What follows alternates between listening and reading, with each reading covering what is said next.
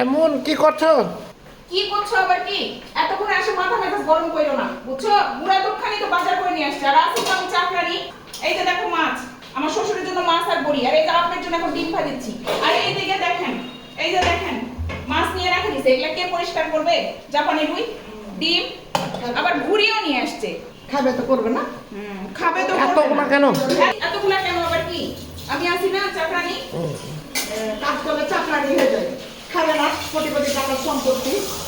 কাজ করে রান্না বান্না করবে তো কই বেড়ে চালানোর বহুরা রান্না করে খাও। হ্যাঁ, তেমন সকালবেলা আপনার মতো যে 10 পদ নিয়ে আসে বাজার করে। সব খাওয়া এখন তোমার শাশুড়ি ওইদিকে রান্না তো করে। শাক ভাজি, মূলা ভাজি, সবজি সব হয়ে গেল।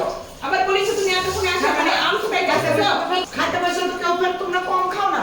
কম দিলে 10 কিলো শাশুড়ি খেতে দেয় না। তাড়াতাড়ি করো, নাস্তা দাও। আমার ঘর দেখাবি, তো মাছ তো ফেলে দিয়েছি। যাও